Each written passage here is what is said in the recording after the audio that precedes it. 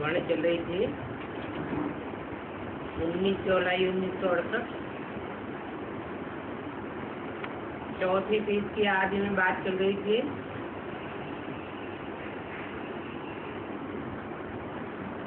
दुख की कोई बात होती नहीं है सतयुग में। वहाँ जो भी होता है सुख के लिए होता है।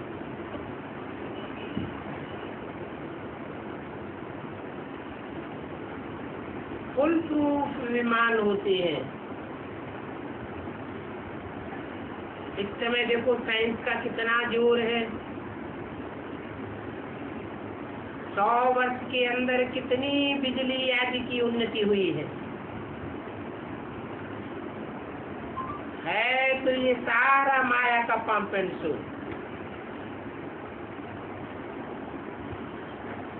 ये अल्पकाल का पंप एंड शो है।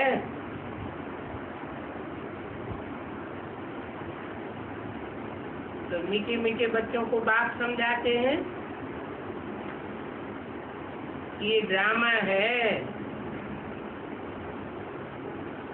1 सेकंड इस ड्रामा का दूसरे सेकंड से मिल नहीं सकता।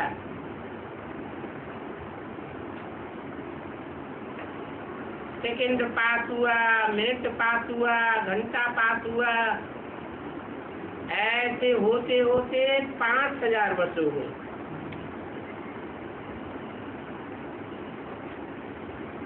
अब बताओ 5000 वर्ष में कितने मास, कितने घंटे, कितने मिनट और कितने सेकंड होंगे?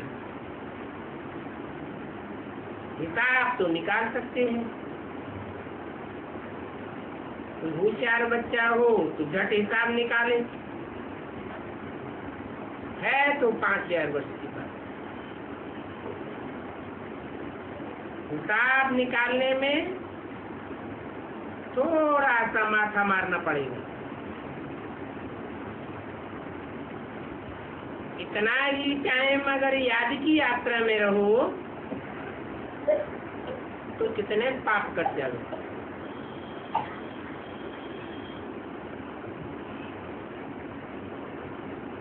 परंतु हिसाब निकालेंगे उसमें भी कोई हर्जा थोड़ी ही है।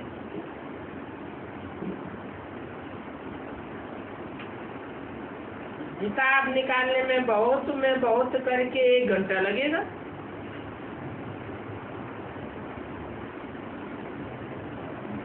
अभी तुमको तो अपने 84 जन्मों की स्मृति आई गई, इसलिए बाप कहते हैं अभी ये 84 का चक्र बुद्धि में फिर आते रहना है, क्योंकि अभी ये अंतिम जन्म है।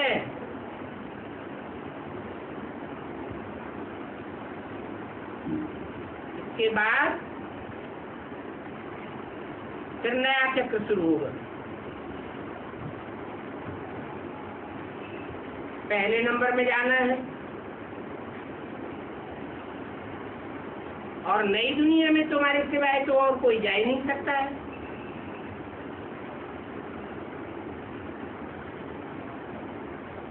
सब आत्माएं पतित हुई पड़ी हैं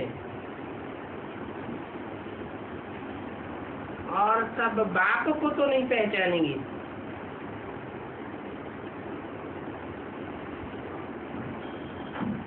जो जितना जितना पहचानेंगे उतना सुख का वर्षा बाप से लेंगे।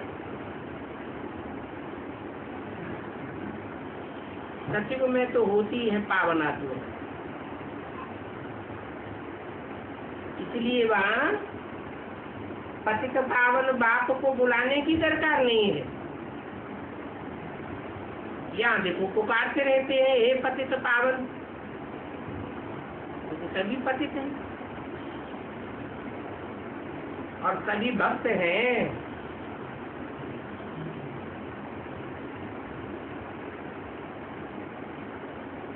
जो बुलाते हैं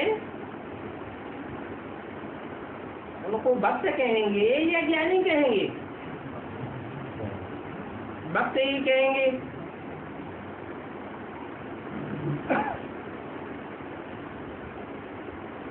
सभी भक्त हैं और राम तो एक है, बाकी सभी भक्त हैं। वो राम सभी का ब्राइड ग्रूम है।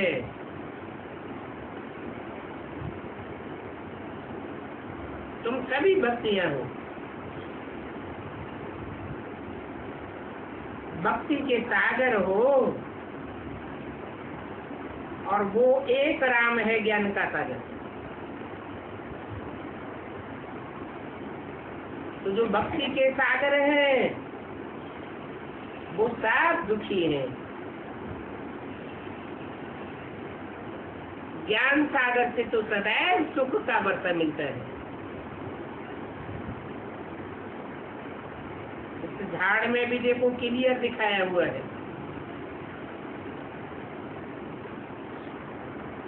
जो भी निवृत्ति मार्ग वाले हैं वो सब बाद में आते हैं।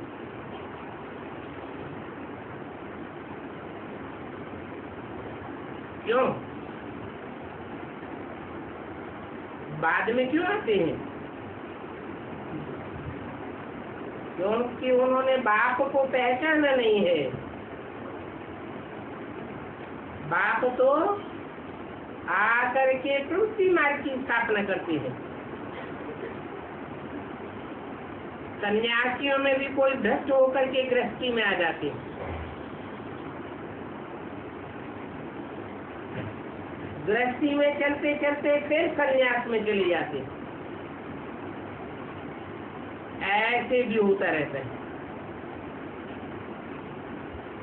अभी तुम जानते हो, सभी आत्माएं अपने अपने धर्म में, अपने सेक्शन में जाकर के बैठेंगी। तुम्हारी बुद्धि में सारा ड्रामा का, मूल वतन का राज बताई दिए। तो मनुष्य शक्ति को वैरायटी धर्मों का झाड़ कहा जाता है,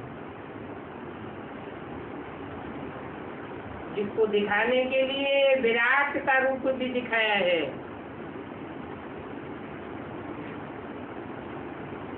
और ये विराट रूप समझना भी बड़ी समझ की बात है।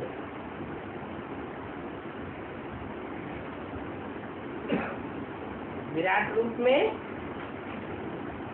देवताएं भी दिखाए हैं, मनुष्य भी दिखाए हैं, जानवर भी दिखाए हैं।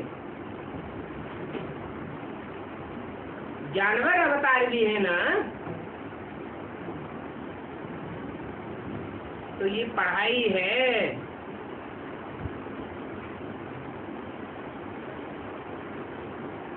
बाप कहते हैं गृहस्थ में बाहर में रहते अभी उस आमदनी का उपाय करना है,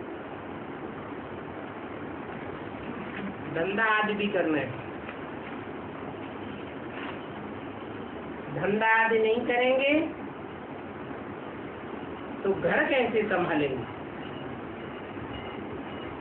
वो सब कुछ करते हुए मामेकम याद करो तो पाप कट जाएंगे। बाबा ये नहीं कहते हैं कि छोड़कर यहाँ चले आओ। इसने भी कोई को छुड़ाया नहीं। ये तो ड्रामा की भाभी बनी हुई थी। बाबा ने तो एक को भी नहीं कहा कि तुम छोड़ करके चले आओ।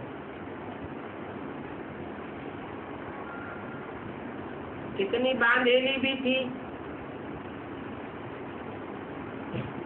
कोई के माँ बाप ज्ञान में होते हैं तो बच्चे को भी ले आते हैं। लेने वाले कैसे भी करके चले आते थे। उनको कहते थे हम तुमको अपनी पंचायत से निकाल लेंगे। वो फकुर में आकर के कहते अभी निकाल दो। हम अपनी ईश्वरीय पंचायत में चले जाएंगे।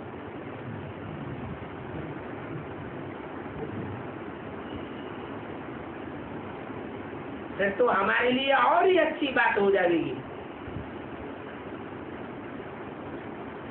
तो ये सभी ड्रामा में पार्ट था। कंसपुरी को छोड़ करके कृष्णपुरी में चले गए।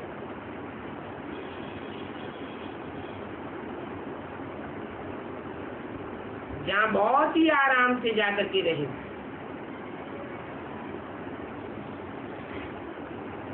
वहाँ मुसलमान लोग भी समझते थे ये सफेद पोश तो खुदा परस्त हैं, खुदाई खिदमतगार हैं। ये सिर्फ एक बाप को याद करने वाले हैं। वहाँ कितने आराम से रहे पड़े थे।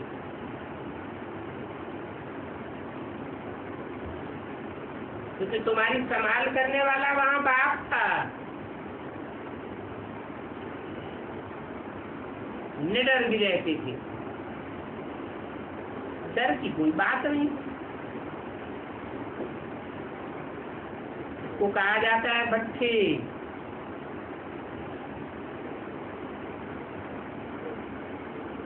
फिर उस भट्टी में से कोई फर्स्ट क्लास निकले।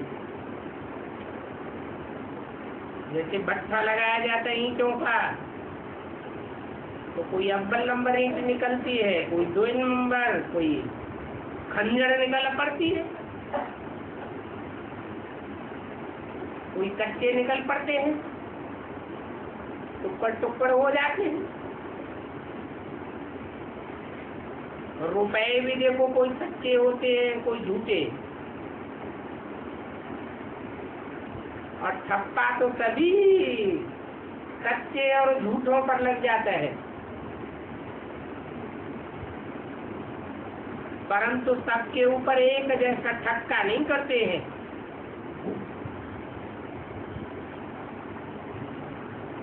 तुम बच्चों पर शिव बाबा का ठप्पा लगता है और पूरा ठप्पा उन पर लगता है जो विजय माला के दाने बनते हैं। मना रुद्रमाला के दानों पर भी पूरा ठप्पा बाप का नहीं लगता है। बाप तुम बच्चों को मुक्ति धाम ले जाते हैं पहले पहले। योग बल से हिसाब किताब चुप करके जाते हैं, कोई फिर सजा खा के जाते हैं। बाकी हिसाब किताब तो सबका चुप होना है।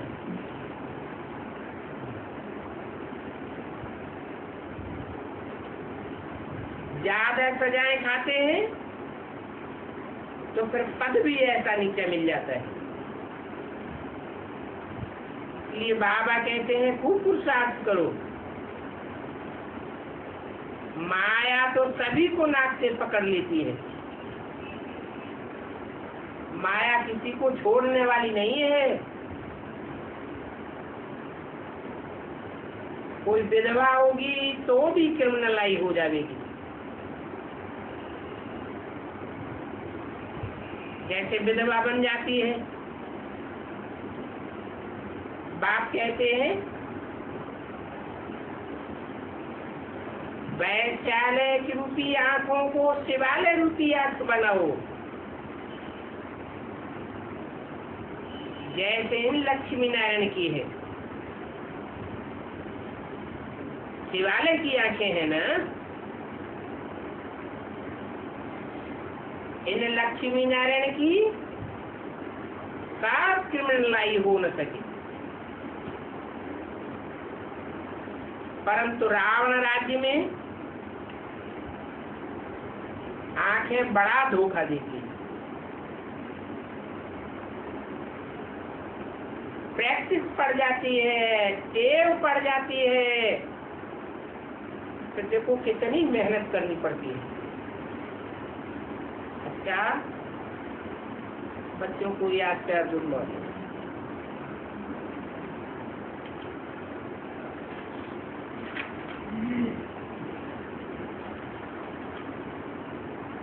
आज की वाणी है 20 जुलाई 1968। बाप अपने बच्चों को कहते हैं और समझाते हैं कि अंतर्मुक्ता किसको कहा जाता है। कुछ भी बोलो नहीं, वाणी से भी नहीं बोलना है और मन के संकल्पों से भी नहीं बोलना है। अपन को आत्मा समझते हुए बाप को याद करो। ये शिक्षा बाप बैठ देते हैं। ऐसी शिक्षा देने का और कुछ भी बोलने का कोई को हक नहीं है। और यहाँ तो सिर्फ समझाने दी जाती है कि घर गृहस्थ व्यवहार में ऐसे ऐसे रहना है। ये मन मना भव है। सिर्फ मुझे याद करो। ये पहला पॉइंट है।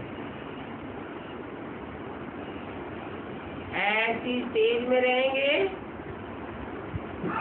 तो घर में भी क्रोध में नहीं आवेगा, क्रोध नहीं आवेगा।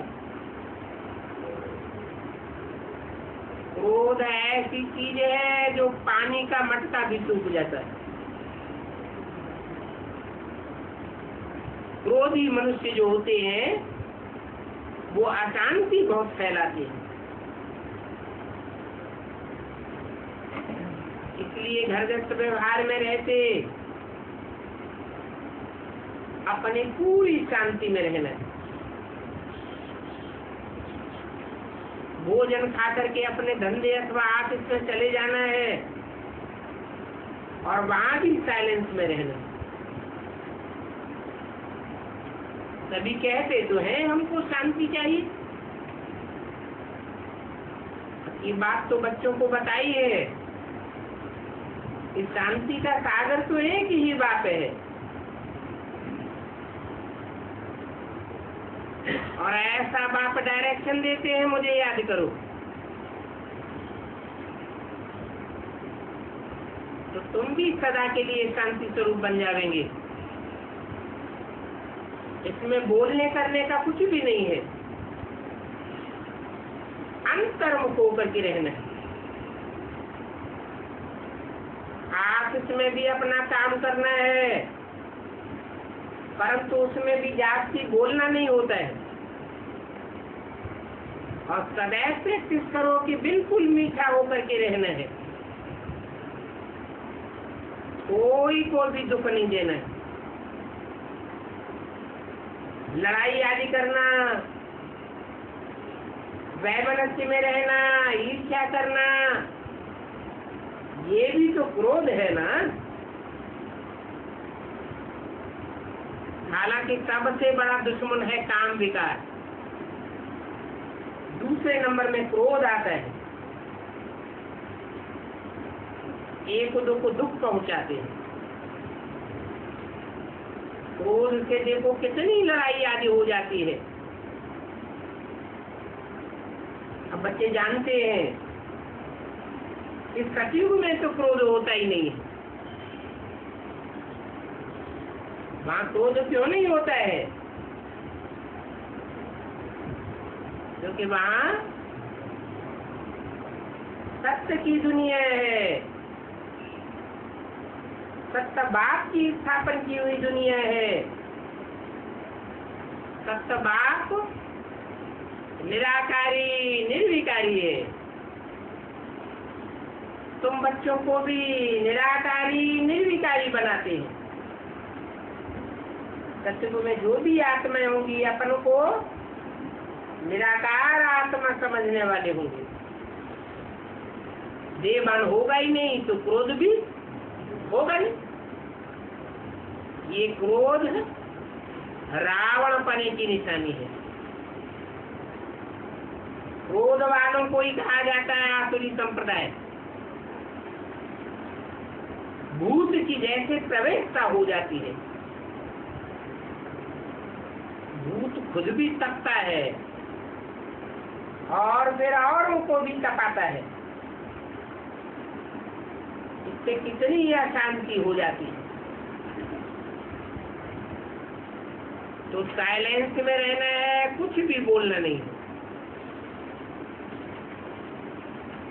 अब उन दुनिया के मनुष्यों को तो इस बात का ज्ञान ही नहीं है। वो तो क्रोध ही करेंगे। क्रोध वाले के साथ क्रोध करने से लड़ाई लग जाएगी। तो बात समझाते हैं ये बहुत बड़ा भूत। तो भूत को युक्ति से भगाना है। मुख से कोई भी कड़वा शब्द नहीं निकालना। ये बहुत ही नुकसानकारी है। और ये भी जानते हो कि विनाश भी क्रोध से होता है क्या? और विकारों से विनाश नहीं होता है। घर घर में जहाँ जहाँ क्रोध होता है वहाँ बहुत अशांति है।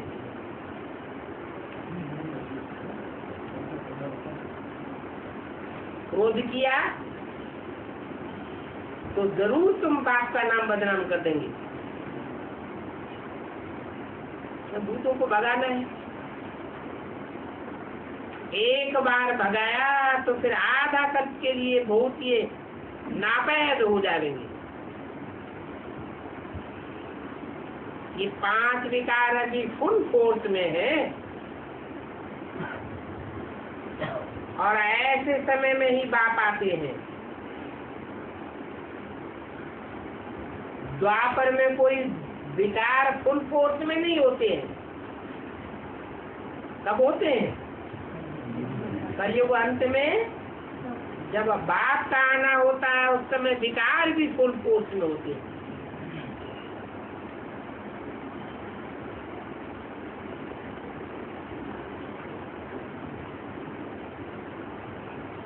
इंद्रियां जो विकारी बनती हैं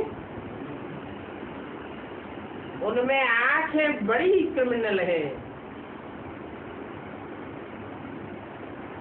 जोर से बोलने से भी मनुष्य तप जाते हैं, खुद भी तपते हैं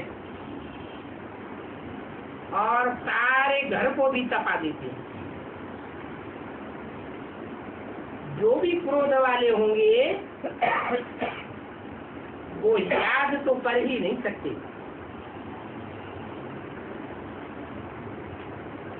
याद करने वालों की निशानी क्या होगी?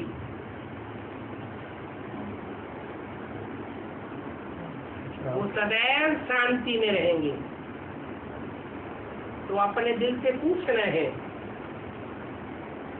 हमारे में कोई भूत तो नहीं आता है? मोह का भी भूत होता है,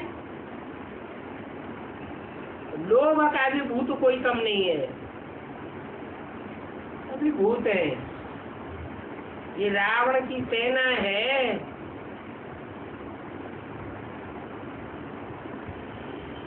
देह अभिमान से पैदा होते हैं। तो देहभान छोड़ने के लिए बाप कितना याद दिलाते हैं।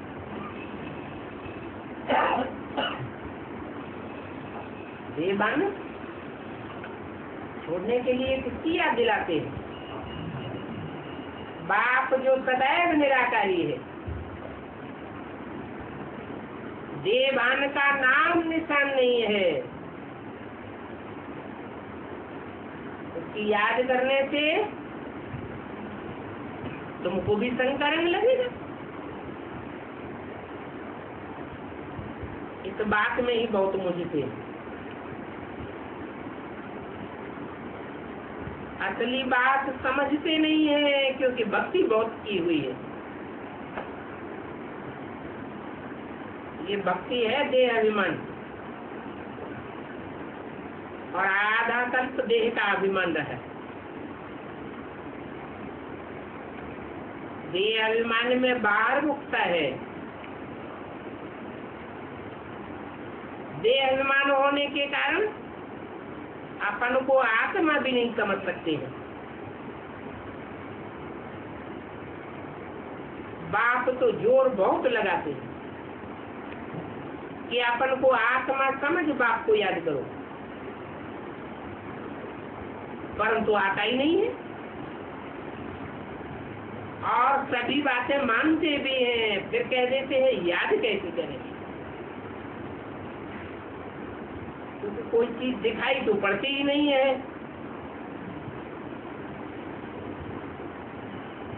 आत्माओं का बाप तो दिखाई नहीं पड़ेगा, वो तो है ही सूक्ष्म। परंतु मनुष्य तो देहदारी है। मनुष्यों का बाप प्रजापिता भी इन आंखों से दिखाई नहीं पड़ता। तो मुकर्रर रथ में बाप आते हैं, वो भी ज्ञान की आंख से देखा जा सकता है।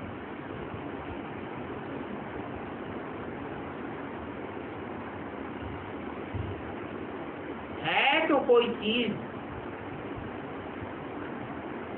परंतु ज्ञान की आंख से ही समझ सकते हैं। फिर उनको समझाया जाता है कि तुम अपन को आत्मा समझते हो, आत्मा समझेंगे तो निराकारी तेज बनेगी। निराकारी बुद्धि बनने से बुद्धि सूक्ष्म बनेगी, और सूक्ष्म बुद्धि में सूक्ष्म बात की याद समाएगी, सूक्ष्म समझ में आएगा। कोई छोटी चीज पकड़नी हो तो बड़ा औजार पास में लावेंगे, हाथ में लेंगे, या छोटा औजार काम में आएगा। आत्मा अति सूक्ष्म है और परमात्मा बाप तो बहुत सूक्ष्म है। तो पहले पहले अपनी बुद्धि को निराकारी बनाना पड़े। ये जानते हो कि हमारा बाप बेहद का बाप है।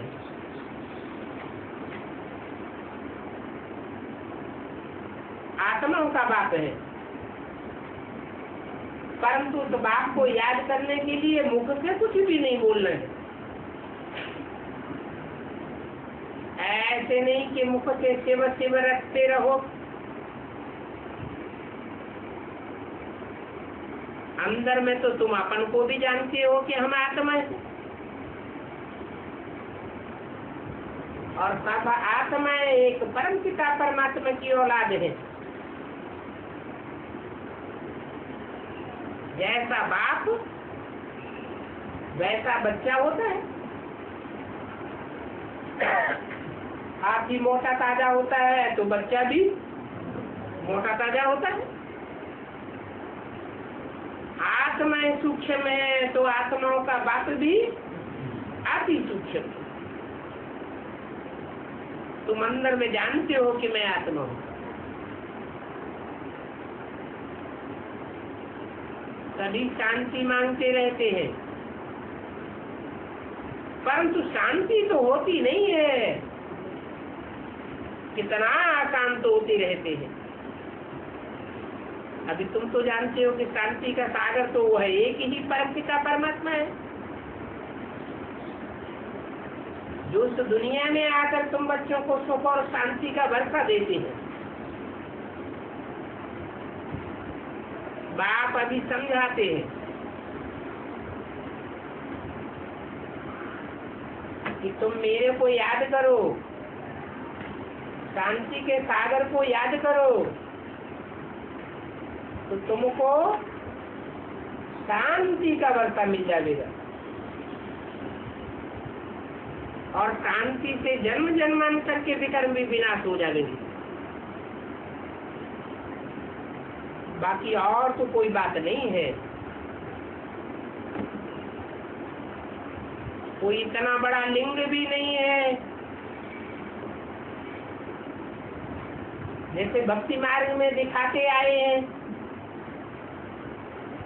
मंदिरों में इतने बड़े लिंग की यादगार बनाई हुई है, परंतु आत्माओं का बाप केवल ज्योति बिंदु इतना बड़ा तो नहीं है। आत्मा छोटी है तो आत्मा का बाप भी छोटा है। परंतु भक्ति मार्ग में सभी उसे याद करते हैं। बड़ा रूप याद करते हैं या छोटा रूप याद करते हैं? छोटा याद करते हैं। छोटे की पहचान है, बड़ा रूप याद करते हैं, बड़ा ही बनाते हैं। कहते हैं भगवान वो गॉड फादर। अब ये कहता कौन है? शरीर तो नहीं कहता है, आत्मा नहीं कहती। ये आत्मा स्टार मिसल है, अपने बाप को याद करती है। आत्मा भी कोई बड़ी चीज नहीं है, छोटा सा स्टार, छोटी बड़ी होती ही नहीं। और परमपिता परमात्मा भी छोटा बड़ा नहीं होता है। फिर मंदिरों में जो यादगार बनाई हुई है, कहीं बड़ा शिवलिंग, कहीं छोटा शिवलिंग क्यों बनाया हुआ है?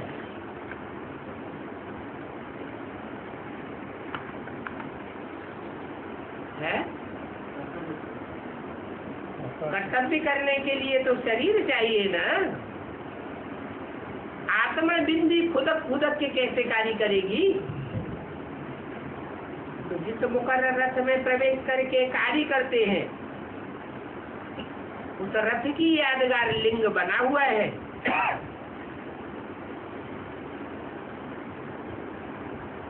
वो मुख्य है या उस रथ में आत्मा मुख्य है जो कार्य कराने वाली है? रथ थोड़े ही दुनिया को चेंज करता है। कौन चेंज करता है? उसमें जो सूक्ष्म आत्मा प्रवेश करती है, सुप्रीम सोल, वो परिवर्तन करने वाले हैं। तो मीठे मीठे बच्चों को अंतर्मुख होना सिखाया जाता है। ये जो कुछ इन आंखों से देखते हो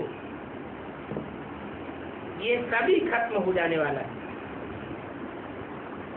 बाकी आत्मा तो शांत में रहती है और शांति धाम में जाना है।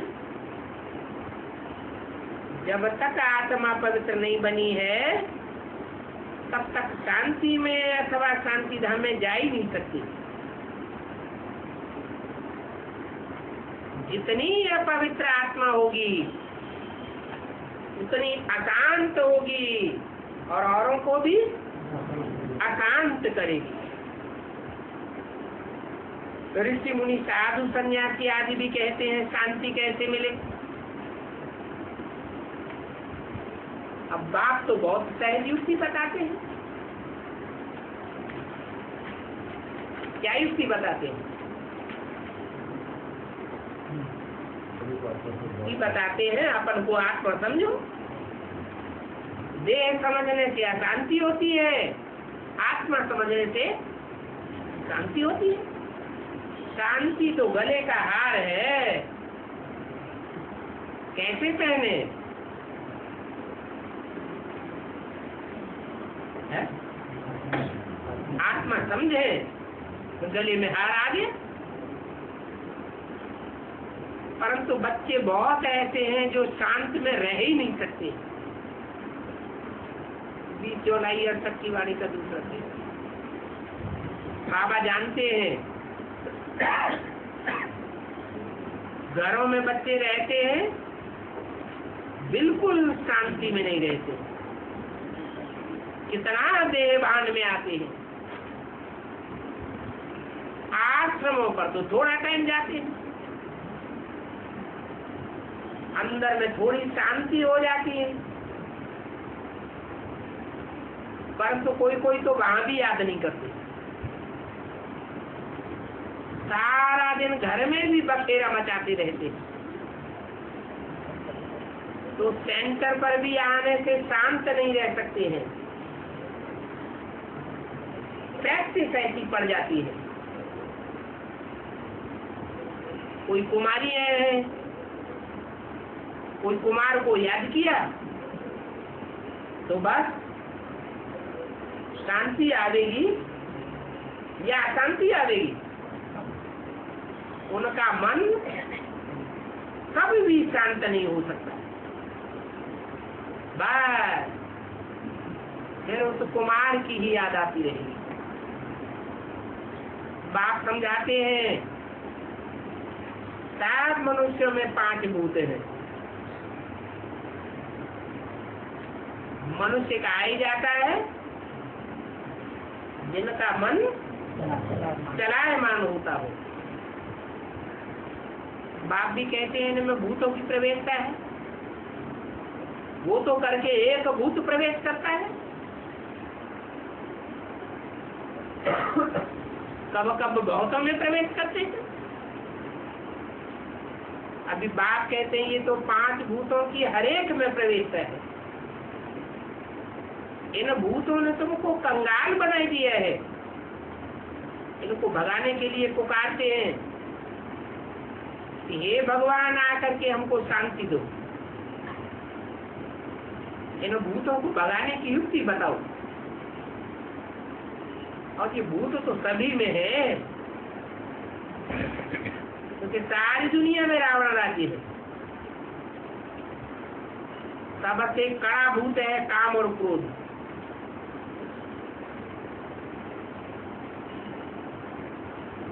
काम है मुखिया और उसका असिस्टेंट है क्रोध।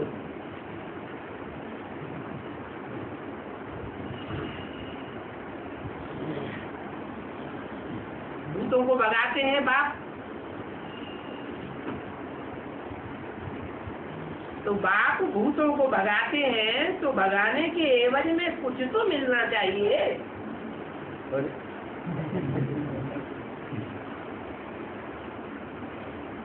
वो भूतों को भगाते हैं, उनको कुछ मिलता थोड़ा ही है, कुछ भी नहीं। ये तो बच्चे जानते हैं, बाप आते हैं सारे विश्व से भूतों को भगाने के लिए। अभी सारी विश्व में सभी में भूतों ही भूतों की प्रवेशता है। देवताओं में तो कोई भी भूत नहीं होता, न देह अभिमान का भूत होता है, न काम का होता है, न क्रोध लोभ मोह, कुछ भी नहीं। ये लोभ का भूत भी कोई कम नहीं है। ये अंडा खाऊं, वह खाऊं, यह करूं, बहुतों में भूत रहता है। अपने दिल में समझते हैं बरोबर हमारे में काम का भूत है, क्रोध का भूत है। तो इन भूतों को भगाने के लिए बाप कितना माथा मारते हैं। देह अभिमान में आने से फिर दिल में होती है कि बाकी पहनूं, ऐसे ऐसे करूं, फिर ऐसे वैसे करने से की कमाई सारी चट हो जाती है। क्रोध वालों का भी ये हाल होता है। कोई तो क्रोध में आकर के बाप को भी मार देते हैं। देखो बच्चे बाप को मार देते हैं, क्रोध में आकर के स्त्री पति को भी मार देती है। जेल में जाकर के तुम देखो कैसे कैसे जेल में रहे पड़े हैं। इन भूतों की प्रवेशता के कारण भारत का क्या हाल हो गया। भारत को जो बड़ा मटका था, सोना हीरो आदि से भरा हुआ था, वो अभी खाली हो गया। कौन सा मटका? बुद्धि को ही मटका कहा जाता है। क्रोध के कारण कहते हैं ना, पानी का मटका भी सूख जाता है। तो ये भारत का भी ऐसा हाल हुआ है। ये भी कोई जानते नहीं है। अभी बाप आते हैं भूतों को भगाने के लिए। इन भूतों को और कोई भी मनुष्य मात्र नहीं भगा सकता।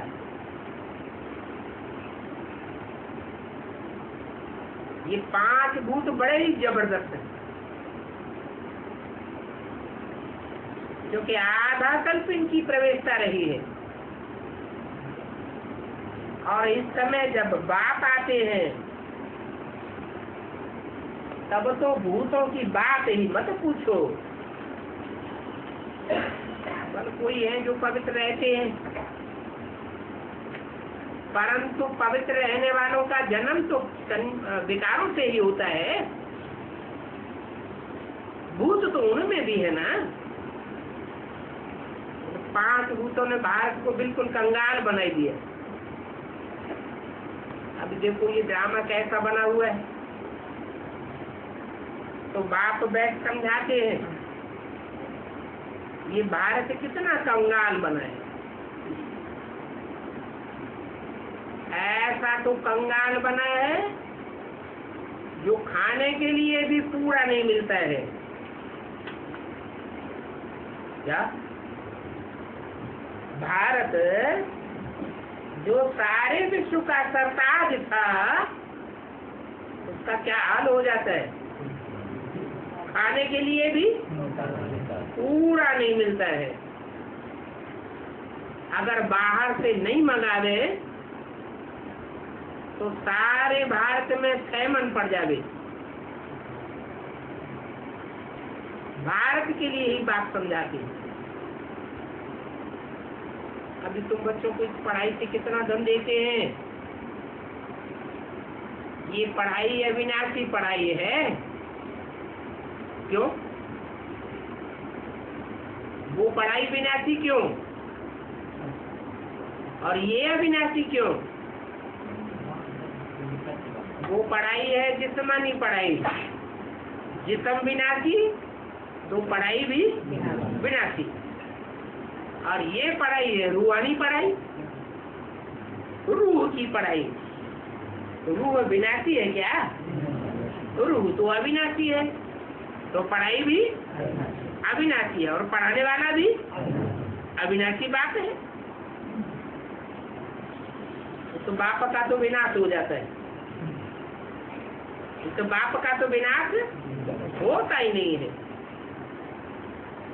तो समझ सकते हो कि अविनाशी पढ़ाई अविनाशी बाप ही पढ़ाती है। इन भूतों ने भारत का क्या हाल कर दिया। ये भी जामा में नूद है। भक्ति मार्ग में मनुष्यों की कितनी दुर्गति होती है, एकदम सत्यानाश हो गई। भक्ति की कितनी सामग्री है और फिर भक्ति का अहंकार भी कितना रहता है। शंकराचार्य है,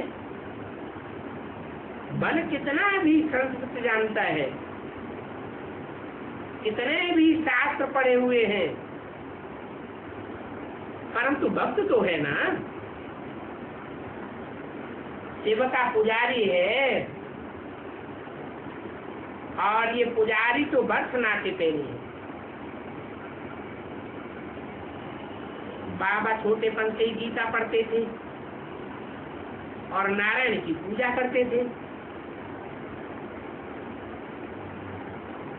परंतु थे बिल्कुल ही बरसनाटे पहने। गीता पढ़ते हुए भी, नारायण की पूजा करते हुए भी बिल्कुल काले लंगूर थे।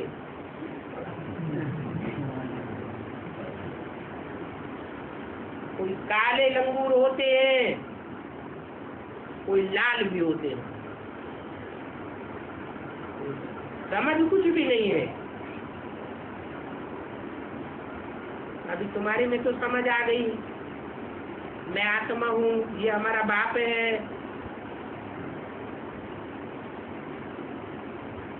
उन लंगूरों में तो पूजा करते भी, शास्त्र पढ़ते भी, ये समझ होती ही नहीं है क्या? ये हमारा बाप है, समझ होती है क्या? नहीं। इसलिए पूछते हैं, बाबा मैं आपको कैसे याद करूं? अरे बाप को पहचाना होगा तो कैसे का सवाल पैदा होगा। पहचाना ही नहीं है तो पूछते रहते हैं। समझना चाहिए, मैं तो आत्मा हूँ। भक्ति मार्ग में याद करते आए हो, हे भगवान आओ लिबरेट करो, हमारा गाइड बनो। तो जरूर आकर के गाइड बनता हूँ ना। गाइडेंस मिलती है। इस बात के लिए गाइडेंस मिलती है, मुक्ति के लिए गाइडेंस मिलती है, फिर जीवन मुक्ति के लिए गाइडेंस मिलती है। बाप तो जीवन मुक्ति में जाने का रास्ता बताते हैं, पुरानी दुनिया से तुमको नफरत दिलाते हैं, है? मुक्ति में, जीवन मुक्ति में कैसे जावेंगे? जबकि इस पुरानी दुनिया में जो कुछ भी इन आंखों से देखते हैं वो सबसे नफरत आ जानी चाहिए। सब दुखदाई है, सब धोखेबाज हैं, कोई काम में नहीं आने वाले हैं।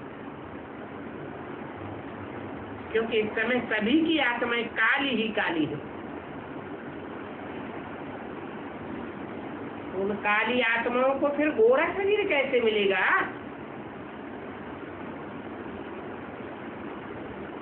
बन करके कोई की चमड़ी सफेद होती है, परंतु आत्मा तो सबकी काली है ना। जो कोई भी खूबसूरत सफेद चमड़ी वाले हैं उनको अपना कितना नशा रहता है इस बात का। सफेद चमड़ी का कितना नशा रहता है। कोई खुद काला भूत होगा, कौन? सफेद चमड़ी वाला खुद काला भूत होगा, परंतु कहेगा हमको स्त्री तो सफेद चाहिए, सुख देने वाली चाहिए। मनुष्यों को ये पता ही नहीं पड़ता है कि आत्मा गोरी कैसी बनती है, फिर काली कैसे बनती है। इसलिए उन्हों को कहा जाता है नास्तिक। जिन्हों को है, जिनको ये पता ही नहीं है कि आत्मा गोरी और काली कैसे बनती है। गोरी कैसे बनती है? ये एवर गोरा है, उसके संग के रंग में आने से गोरी बनती है, और कालों को याद करने से काली बनती है। जो अपने बाप रचयिता को और रचना के आदि मध्यंत को नहीं जानते, वो ही नास्तिक है।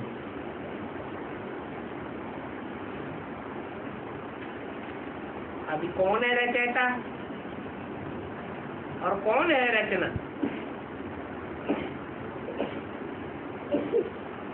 रचयिता है बाप और रचना है अव्वल नंबर का बच्चा। कौन है? सत्य रूपी वृक्ष का पहला पत्ता सत्य ही तो है। वो है पहली रचना, अव्वल नंबर रचना, और उसका बीज बाप है रचयिता। उसका रचयिता बाप और रचना को जो जानते हैं, क्या जानना है? क्या जानना कि रचयिता बाप कौन है 500 करोड़ की सृष्टि के बीच। व्यक्त शरीर वाले तो 500 करोड़ शरीर हैं, लेकिन उन व्यक्त शरीरधारियों में रचयिता कौन है और रचना कौन है? मनुष्य हो करके और रचयिता को न जाने और रचना के आदि मध्य अंत को न जाने तो उसको कहेंगे जानवर से भी बदतर। इतने होते हैं जो रचयिता बाप को और उनकी रचना को भली भांति जानते हैं, है? अल्लाह की जानते हैं।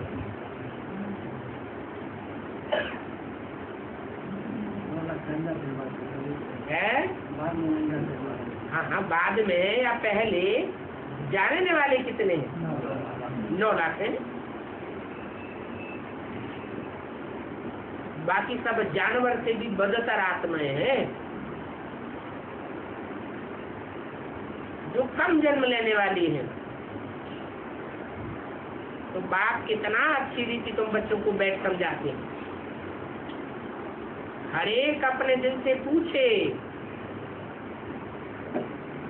कि हमारे अंदर कहाँ तक सच्चाई और सफाई है। ऐसे तो नहीं कि अंदर से एक और बाहर से दूसरा दिखाई देता हो। कहाँ तक हम अपन को आत्मा समझ मोस्ट बिलीवर्ड बाप को याद करता हूँ। इस याद के बल से ही रावण पर विजय पानी है। इसे विजय पाने में कोई शरीर का बलवानपना नहीं दिखाना है कि पहलवान हो तो विजय पावेगा। नहीं, शरीर बल कैसा भी हो, लेकिन आत्मा को सूक्ष्म बनाने की बात है। आत्मा को बलवान बनाने की बात है। इस समय दुनिया में सभी से बलवान अमेरिका गिना जाता है।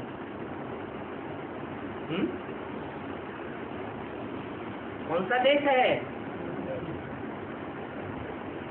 जो दुनिया में सबसे ज्यादा बलवान माना जाता है?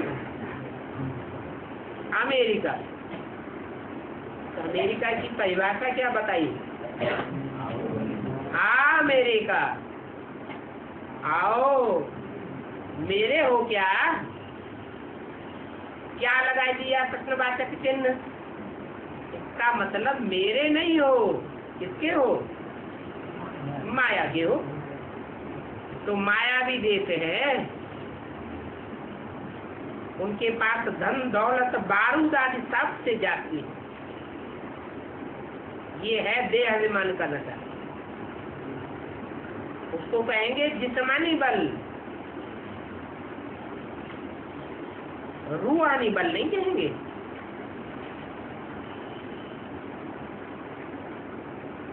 मारने के लिए वह बल है,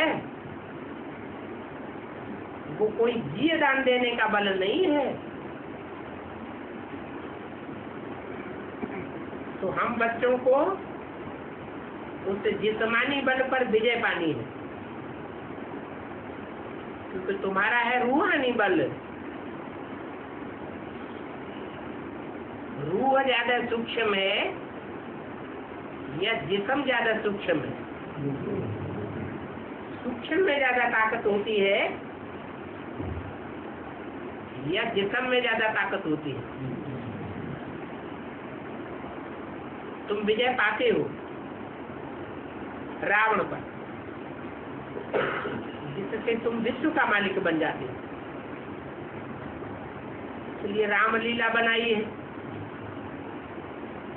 भक्ति मार्ग में बैठ दिखाते हैं, रावण को कितना बड़ा बनाते हैं और राम को छोटा बनाते। इस बात की यादगार है। राम वाली आत्मा आत्म की स्थिति में रहने वाली, और रावण देवान धन पद मान मर्तबे के स्टेज में रहने वाला। अभी तुम जानते हो कि तुम्हारे ऊपर कोई जीत पहन ही नहीं सकता।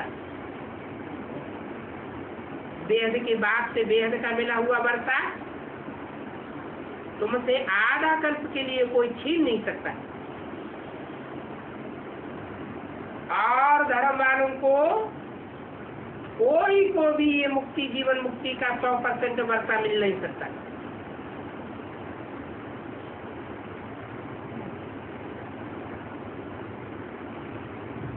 तुम क्या बनते हो?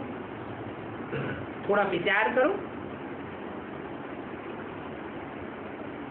क्या बनते हो? नर से नारायण जैसे बनते हो। तो बाप को बहुत प्यार से याद करना है और स्वदर्शन चक्रधारी बनना है। दुनिया में ये कोई नहीं जानते कि विष्णु को सुदर्शन चक्र क्यों दिया है। वो भक्त तो समझते हैं कि सुदर्शन चक्र से सभी का सिर कटता है।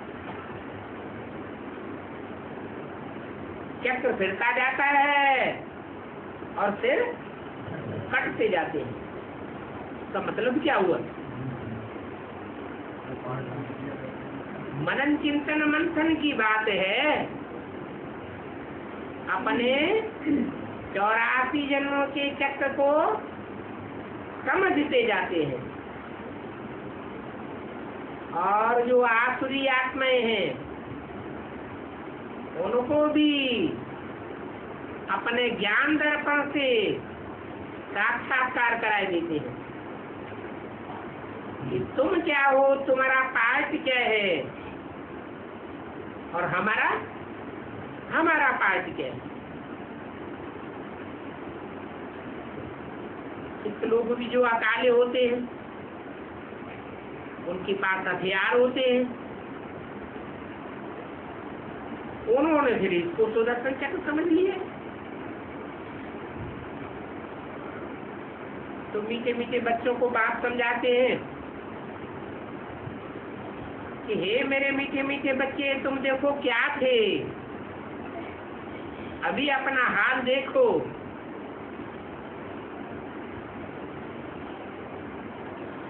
पहले सुदर्शन चक्रधारी थे, अभी बुद्धि डल हो गई है। बल कितनी भी भक्ति आदि करते हैं, परंतु वो भक्ति करने से भूत निकलते ही नहीं और ही बढ़ते जाते हैं। अंतर्मुख होकर के देखो, हमारे में कोई भूत तो काम नहीं करता है। कोई से दिल लगाई, उनकी बाखी पहनी, समझो देह भान में आया और चट खाते में गया।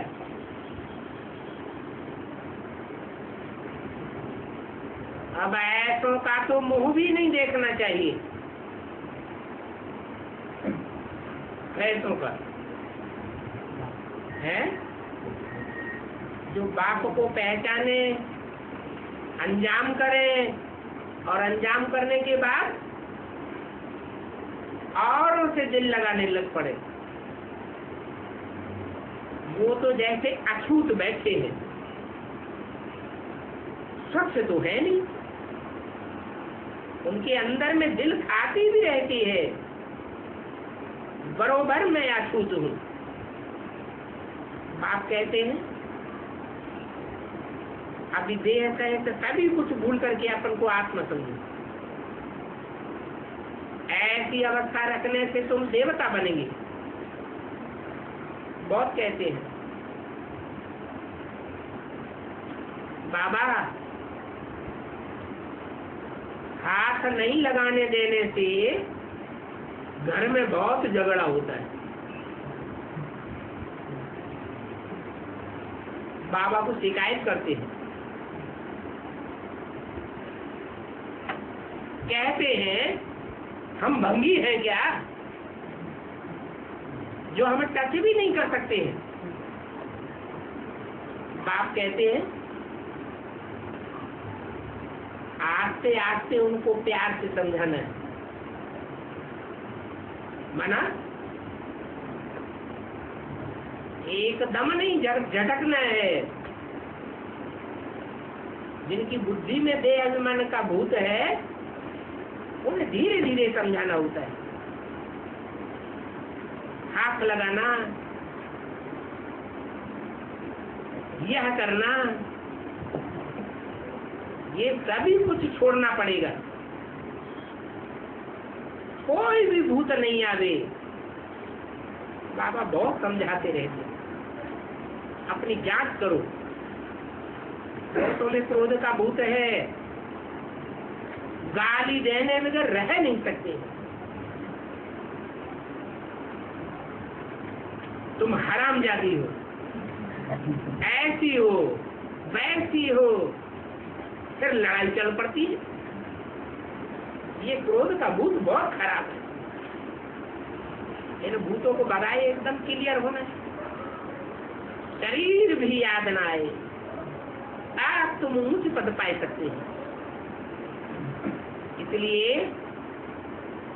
ऐसा पुरुषार्थ करने वाले धर्मराज की मार से बचने वाले सिर्फ 8 ही रतन गाए जाते हैं, तो ज्ञान रतन मिलते हैं। ऐसा रतन बनने के लिए बल भारत में कहते हैं कितने देवताएं हैं? 33 करोड़ देवताओं का गायन है, परंतु उन 33 करोड़ में भी 8 ही पास विदानर होंगे, उनको ही प्राइज मिलेगी।